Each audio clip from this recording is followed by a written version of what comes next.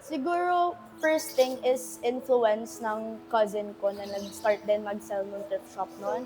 Minsan, nagiging photographer ako for a day, nagiging graphic designer ako for a day, nagiging florist ako for a day. It depends on the errands on that specific day kung anong gagawin ko.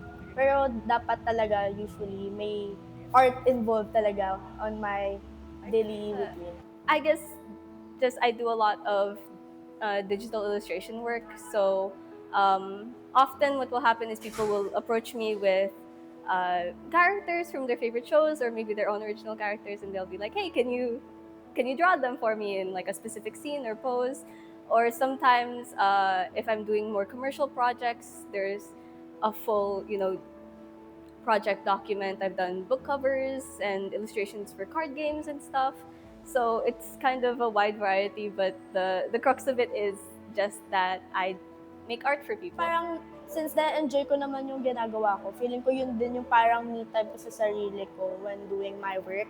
And siguro yun din yung maganda kasi, yun nga, nag-enjoy nga ako sa ginagawa ko. So parang no pilitan at all. So, enjoy. May tulips kayo, kuya? Kulay, ma'am. Color orange? I-arrange mo ba, ma'am? Hindi po. Mga ilang piraso ba? Isa lang po. Hindi, sorry. Doon po sa kabila. Sige ko isang orange. Yes, my loves. Pang fillers, kuya. Hindi, kuya. Sige, kuya ko lang isang daan. Bagay ba yun dito, kuya? Puti. Pagawa niyo ba, ma'am? I-arrange rin kami dito, ma'am. Hindi, kuya. Ako nga mag-arrange.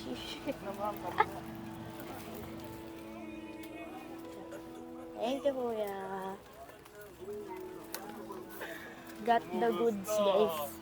I think one of my favorite feelings in the world is seeing people's reactions when they get the final product. I just like making people happy with the things that I create, and I like being able to take people's ideas and make them like an actual real thing or like a visual output. So you did that from scratch? Yeah. Wow! Ew. Pero actually, mostly sa bahay ko siya ginagawa. Nung una, to be honest, it just seemed like a fun idea that I could take this thing that I was already doing, this hobby or passion of mine, and be able to make money from it. But I think over time, number one, as I got older and I had more responsibilities, I wanted to take some of the financial burden away from my parents. So if I wanted, to buy something, I would earn the money for myself na lang. And especially before I entered college, actually, I took a few years off in senior high because during the pandemic we had some financial struggles. So now I actually pay for a good chunk of my tuition from the money I earned while I was working.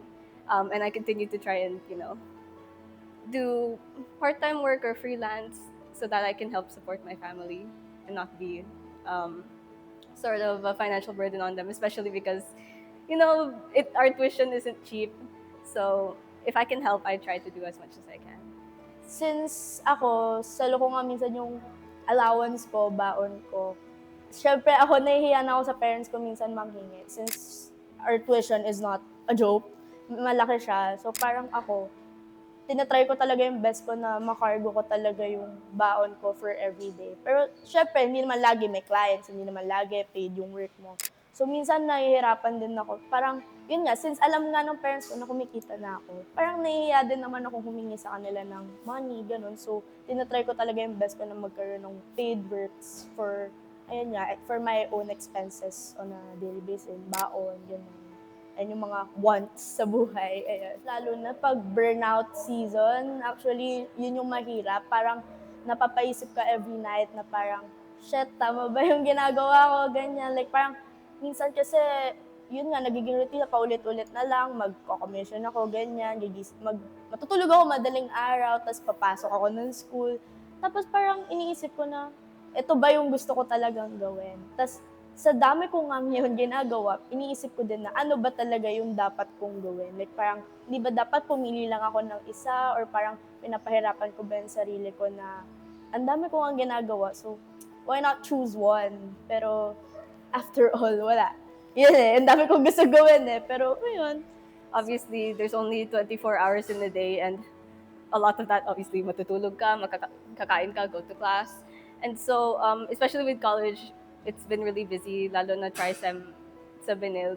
So, it's hard to find time in between all of that to still have like a social life and to rest.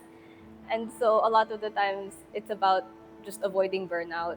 I think when people hear like, oh, you're working or like you're doing freelance on the side, I think some of them think that it's kind of just wait lang. I don't know. I think especially in this school I've kind of noticed that people associate it with just being sort of for fun. I don't think all of them understand that for a lot of people, working part-time or having a side gig is a matter of whether they can actually even come to class or not, whether they can afford the tuition or afford to take to commute to school. And so I hope people can be understanding of that.